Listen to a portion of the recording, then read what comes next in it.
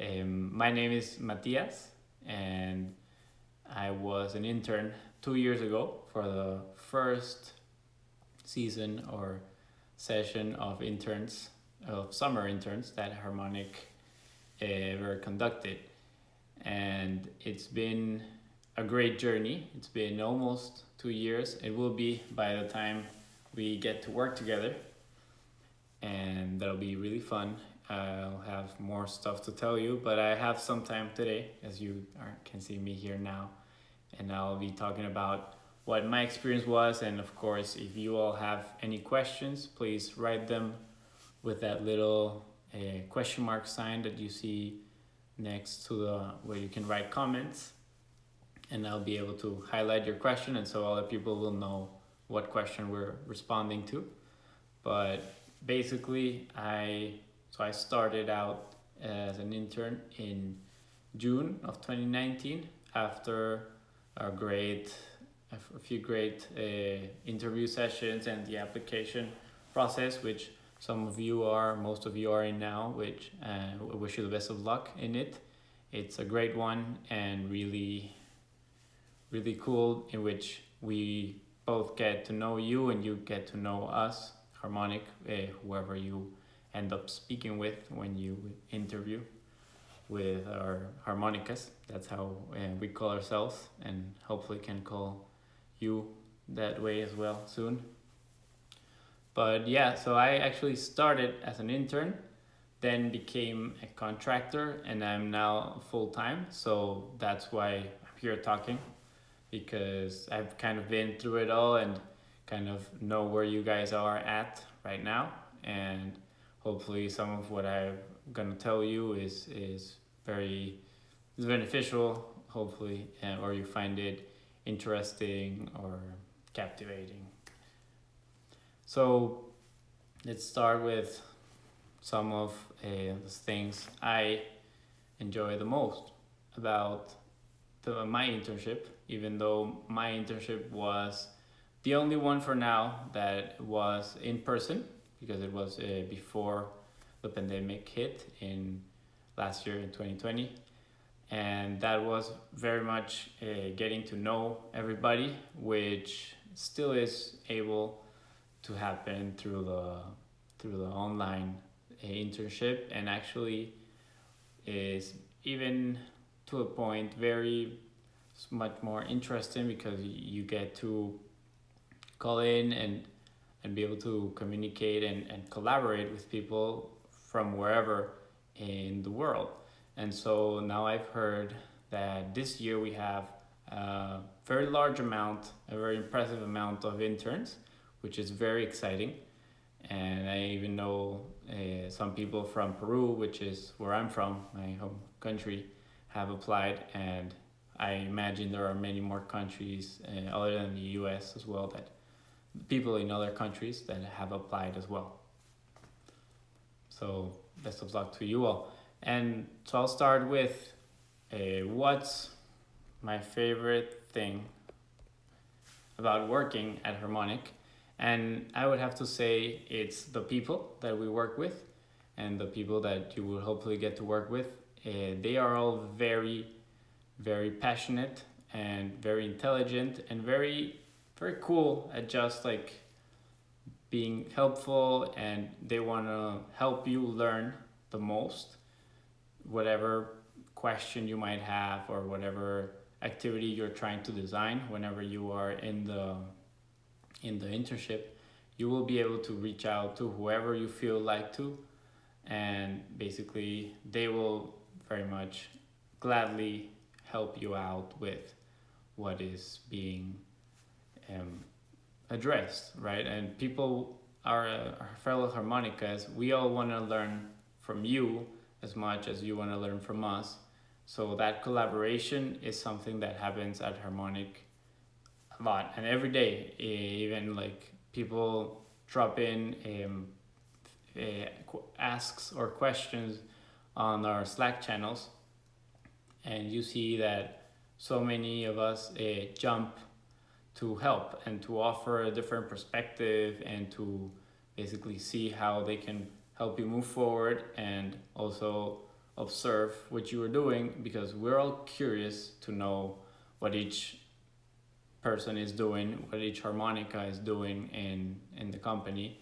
And that's how we at times also get to know about the work we do, because the nature of Harmonic being a service design consultancy firm is that we have client projects, and of course not everybody is in every client project, but you are assigned to one or two, most likely one, and you work on that for a couple of months, a couple of weeks, and basically work there. And then other harmonicas are able to learn about that work if and when we share about that work. And that's a very good way about to share, you know, all of that work that we do. And something else that is interesting, and another question that we received before the session, was what does a day on the job look like for interns? So it's pretty much as it would for a full-time employee, because I've been in both positions, and I am as involved in projects involved in internal projects or in meetings that incorporate all of the harmonicas. You're all very involved and will be working on like client projects for the period of your internship. So there will be no coffee bringing or any of that. I haven't seen any of that at Harmonic, and it would be actually impossible to do that, right? Virtually, because we'll be all connected and collaborating distributedly. So none of that. Basically, you will start your day most likely with a meeting with the whole Harmonic team, or with your client, your internal client team. So a couple of harmonicas working on that client project, and you will go over the things that you are trying to tackle, right? Like what are those things that you want to solve, or what are those things that you want to understand a little better. Basically, you talk through the outcomes of the day, of the week, or of the session or section that you're in for that specific project, and then basically work together, collaborate, sometimes with the client, sometimes if you are already a little started on the project, you will interact very frequently with clients. Right now we are using a lot the software called Miro and various video platforms in order to collaborate live with our clients and basically get the work done. And all of that is happening with the client team, and that includes the interns, of course. I was included from the get-go, and I was very much part of some work that we were doing. So we have a question. Can you tell us a little bit about the project you worked on? What was the work like? How was the experience? Yes, thank you, Shreya, for the question. So the first project that I worked on in Harmonic was actually very, very interesting, because it was the first project that I, of course, worked on like real life outside of school. I graduated from SCAD, so coming out of the university or the academic environment to a real life setting, there were a lot of differences. And what I can say about the client is that they were in the hospitality industry and basically needed to understand the beginning or the first part of their customer's journey, right? And so first of all that, right, like even from the whole journey that a customer might have, sometimes you're going to just focus on specific parts of the journey, and that's totally fine, because even though you're going to do that, you're going to find that there's a lot of complexity behind that. And that was one of the first things that I got to experience. It was the complexity of what the real life work is like. And that was also one of the things that I enjoyed the most, because in this case I had the opportunity to work on the visualization that we call experience maps. and it was the biggest, longest experience map that I have ever worked on because of how complex this section of the journey was. And so we worked on it, and this experience map was possible thanks to the team that had already conducted research. So that was another aspect of it. Sometimes you're gonna get into projects, and in real life, when you are a full-time employee as well, you might join teams when they have already started, and you have to basically take what you get, right? Like, the research has been done, let's continue. So in this case, this was the first time that I had received research and that I had not done it myself. And because in school you always like start from zero, basically understand what's going on, do the research, come up with ideas and have concepts and present them. But in real life work and in this first experience, which was very interesting, we received the research, and that's when I joined the team, when my internship started,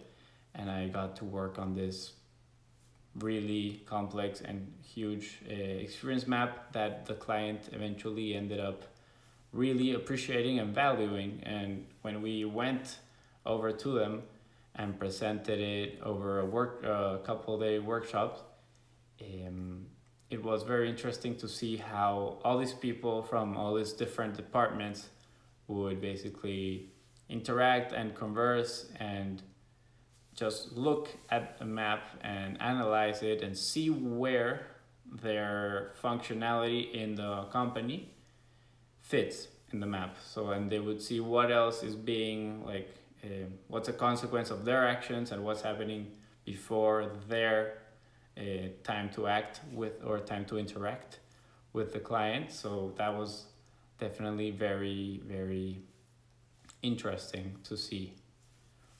And yeah, so that's one of the experiences that I've enjoyed the most, and that was actually my internship experience with this client.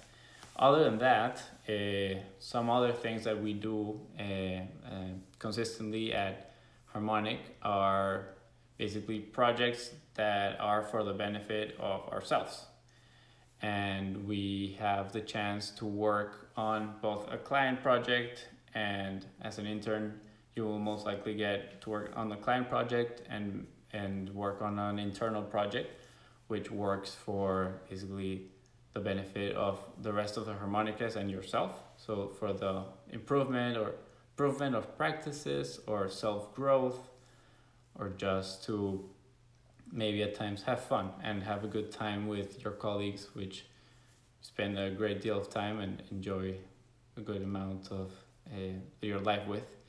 And I've had the luck and the privilege to work on the learning aspect of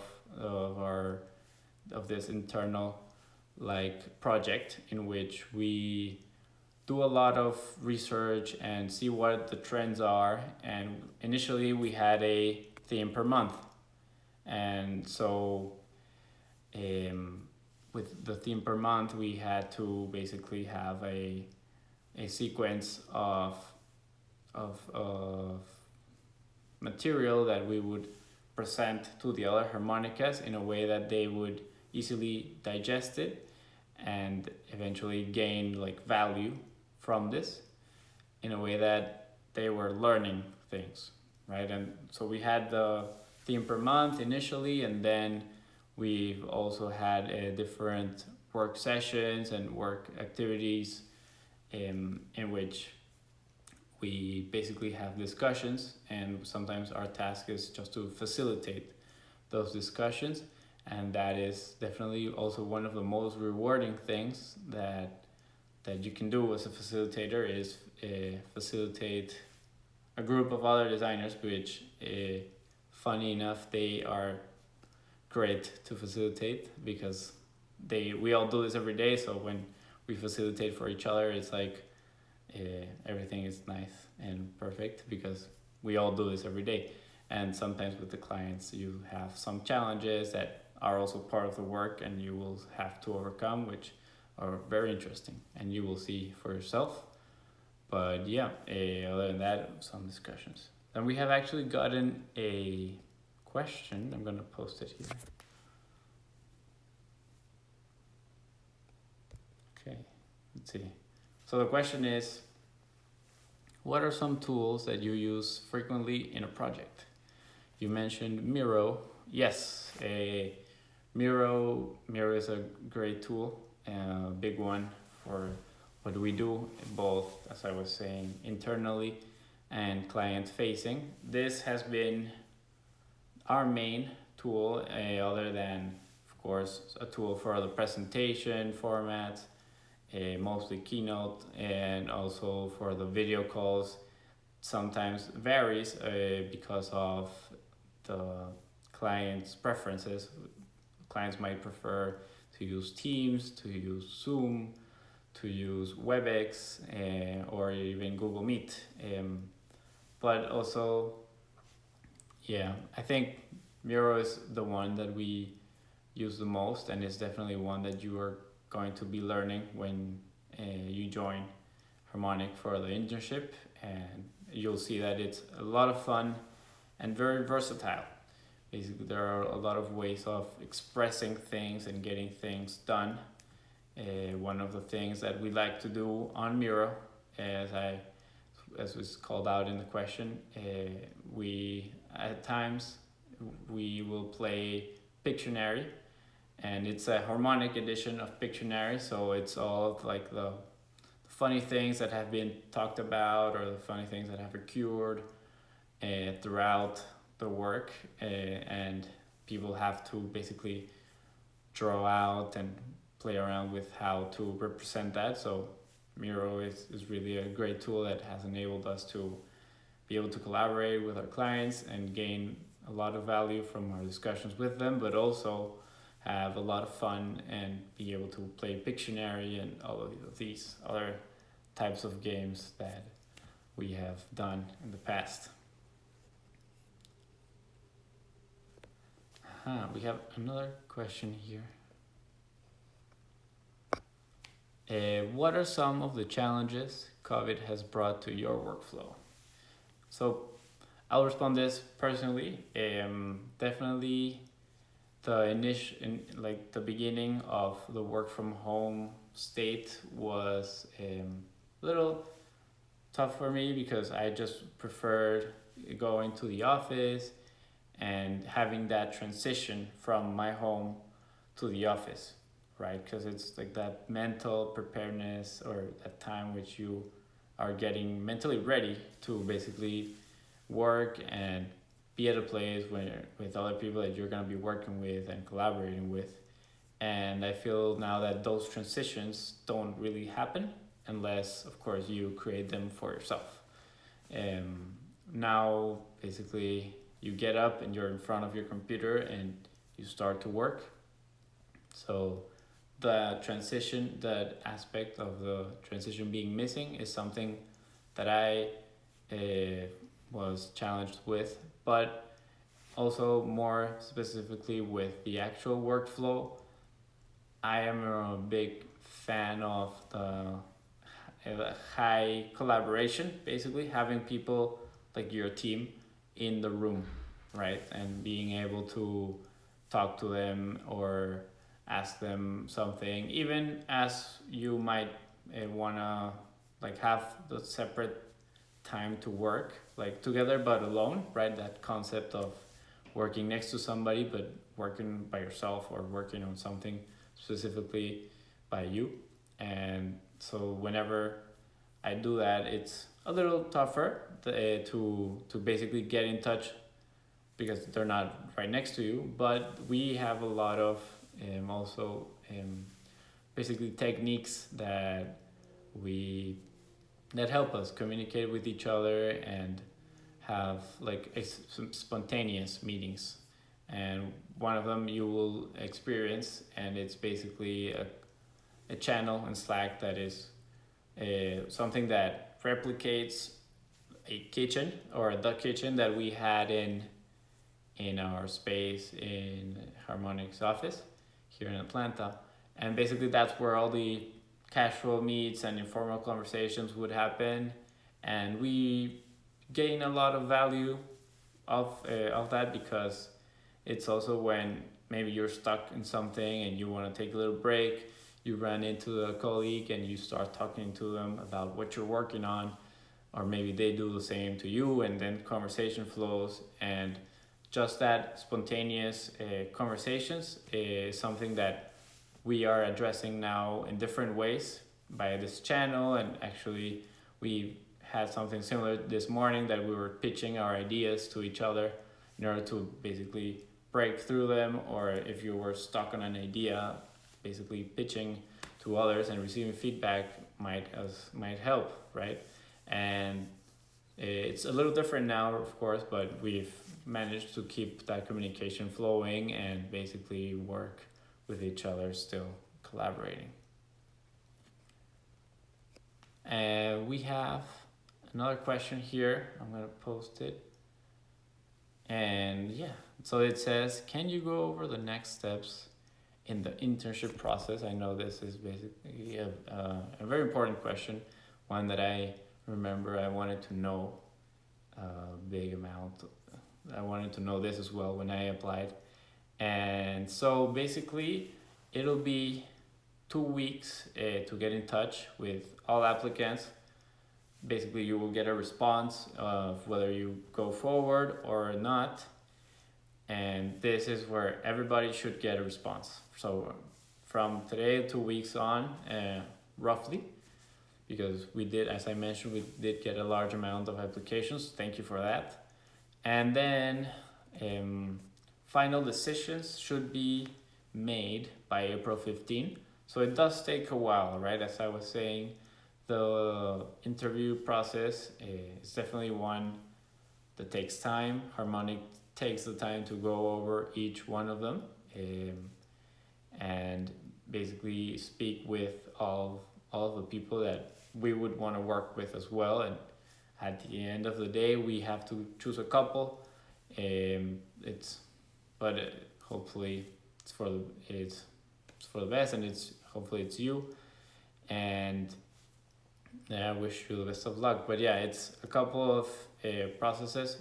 For my experience, and I think it's the same this year, the process went as this. So you first applied, of course, then you received a call from the first Harmonica representative that wants to get to know you. You talk a little about yourself, you get to know them. It's conversational mostly.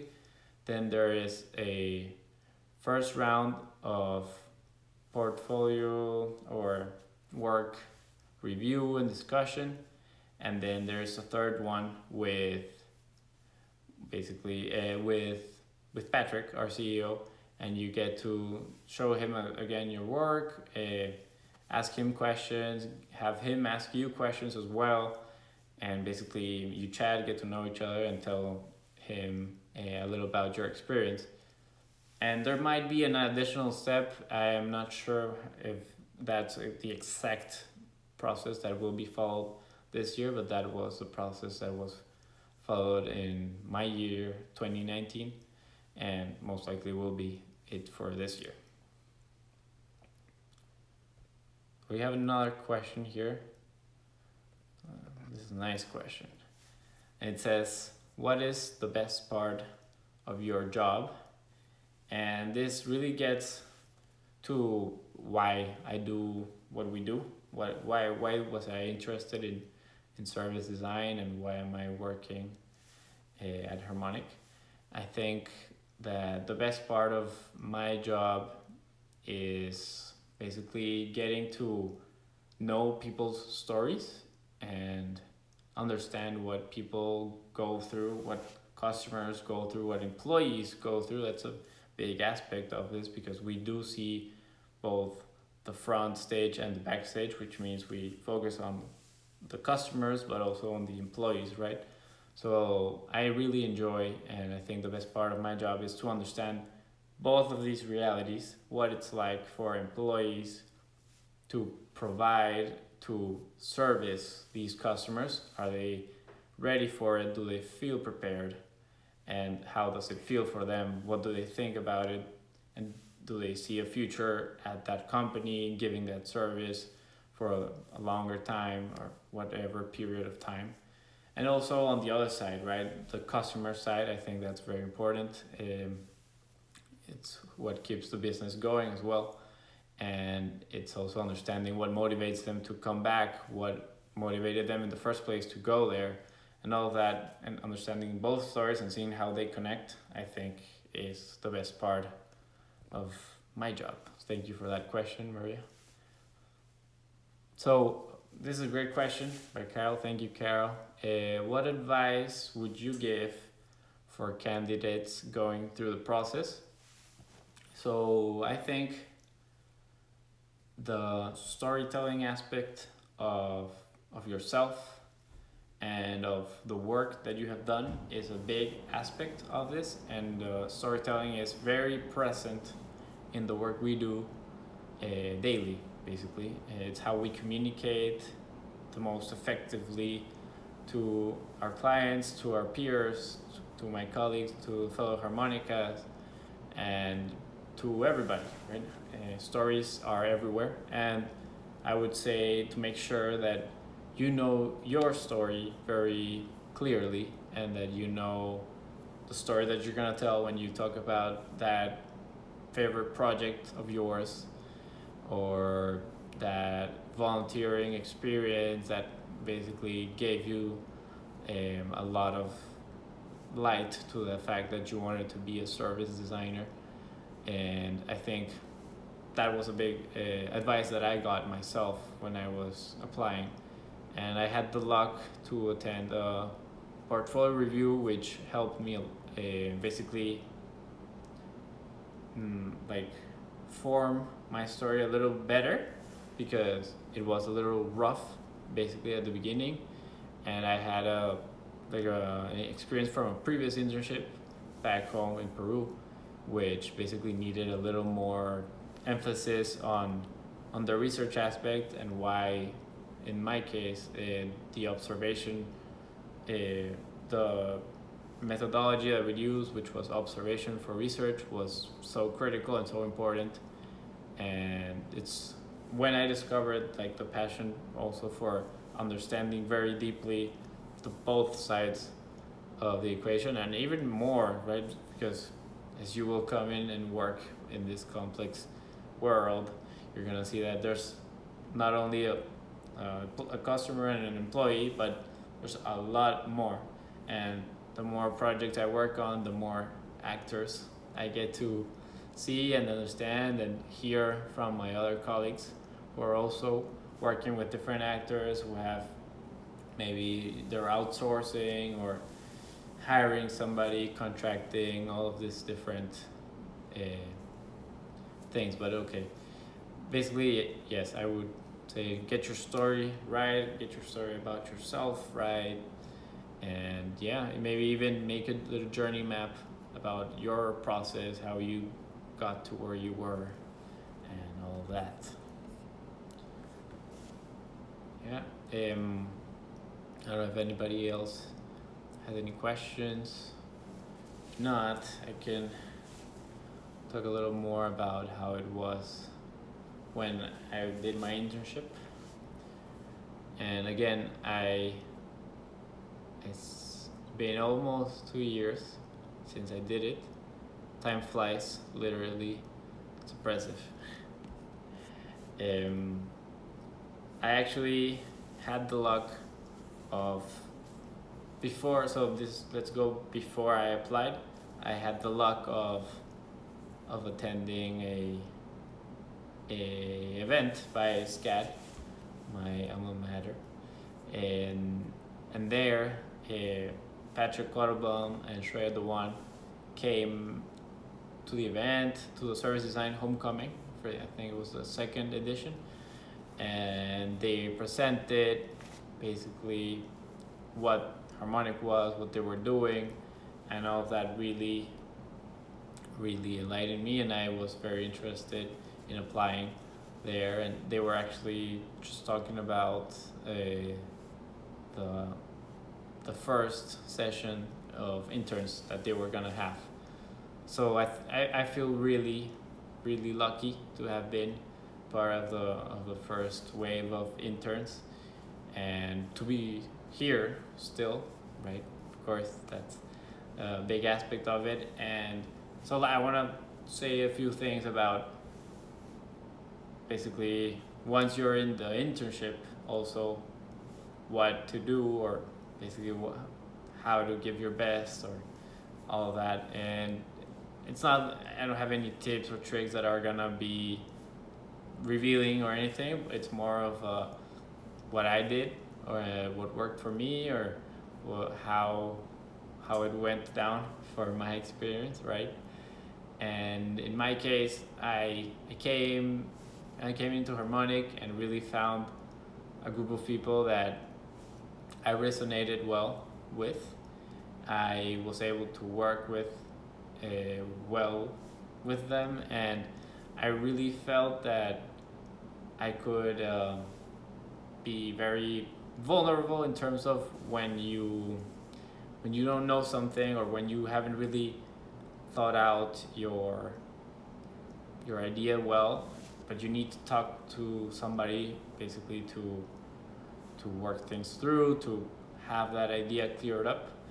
And I felt that space. I felt that the work that we were doing was very, very human, very caring, but very intelligent. And the things that I was thinking and wanting to do, I felt that I was supported, and I felt encouraged. So for that first project that I was in, I really was given this responsibility of creating that experience map that I worked on my first project.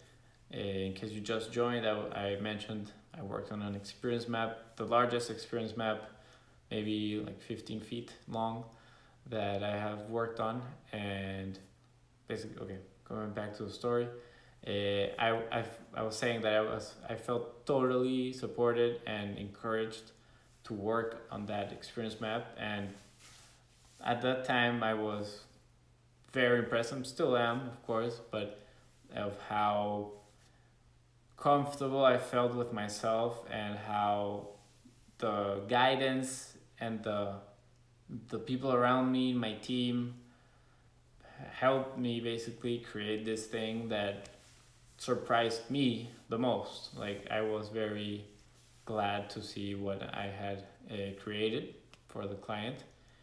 And moving forward in like that internship example or internship experience, that support and that collaboration and that mutual learning from each other was always there. And as I was saying earlier, it's not only something that happens with your team internally, although it very much does, and it's one of the things I love most about Harmonic, but it also happens with everybody at Harmonic, because we have a lot of opportunities that incorporate all of us, that have us all having discussions, and really you hear the most wonderful, intriguing, and just mind-blowing things in these conversations that really motivate you to keep on wanting to work on the field of service design, understand your customers, your employees, and all of your different actors in a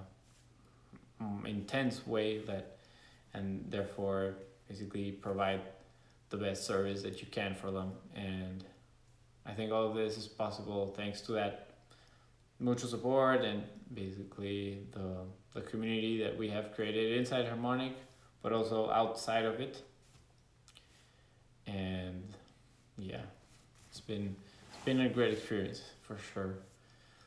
And for those who joined, I don't know if you have any questions. We've reviewed what the next steps are for the Harmonic internship. Hopefully you heard me, but if you didn't, from today there will be two weeks or so for people to hear back with a response, and hopefully it's a good one and you'll continue a positive, you continue in the process, and then all final decisions will be out by April 15th.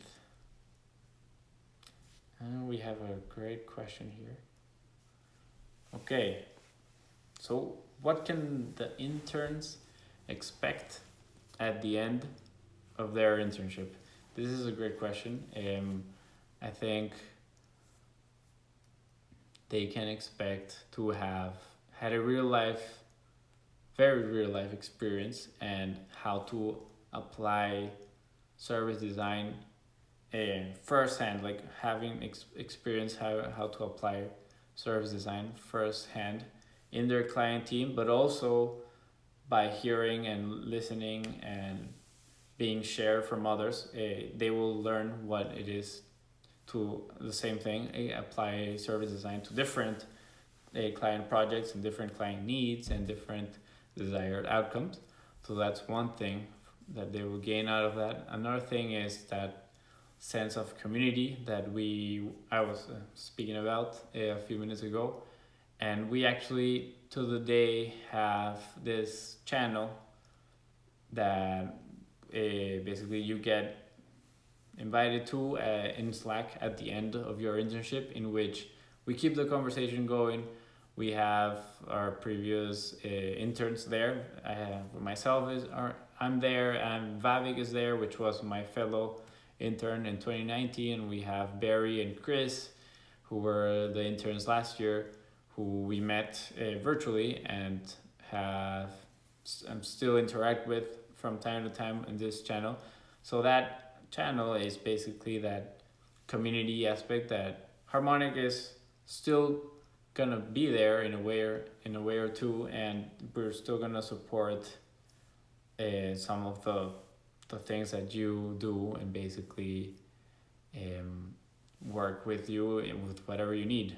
So other than that, basically that networking aspect is a big part of this too, because you get to work with different harmonicas, people in the Harmonic team, and with your clients you get to experience what it is to deliver to clients, to present to them, and to basically show what the work was. We have another question here. Yeah, I do. This is a great question. Transitioning from something else as product design into service design is something that you see very often. Curiously enough, I was first into product design or industrial design in my first year of SCAD, and I ended up transitioning into service because it better aligned with what I was more interested with. But we actually have a fair amount, I don't know the exact number, but I could count them with, I think, one hand, fellow harmonicas that actually graduated from an industrial design or product design program, and that are now working in service design. I know, and from my experience and from the people I've met throughout my years, I know that a lot of them also graduate and end up in the service design industry, and I see that they are very good at that storytelling aspect, because most of the time product designers are really great sketchers, and that's a big skill to have in service design. You don't have to draw an artwork or be like incredibly talented at it. The key to basically storyboarding or basically transmitting concepts and ideas is be able to communicate things, and simple line work can do that. But again, this product designers are very keen in understanding how to make the best of the sketches that they do, right? And other than that, they also offer a interesting perspective in which they understand a little more the feasibility and viability of creating things and making things. And another thing they're great at, and I just remember this, is like the prototyping aspect of this. I've gotten some experience with prototyping physically in a physical space at Harmonic. We do work with libraries, and I've had the chance to work with different libraries in all around in the US. And for one of those, we actually went into a library and changed up with prototypes, changed their physical environment, adding different things as dividers or wayfinding kiosk or things like that. And I definitely used some of the knowledge I had from the few courses I took in industrial design that gave me a lot of skills really that to the day I still implement, and even more if I'm gonna be prototyping things in person.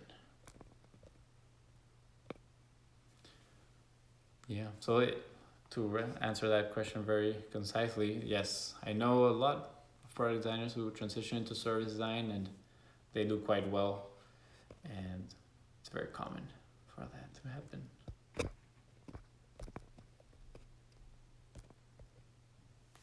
Anybody else have a question? You're welcome.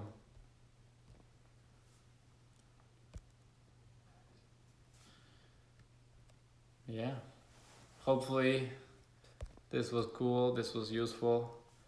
I enjoyed the chat. I'll see if anybody else has any other questions.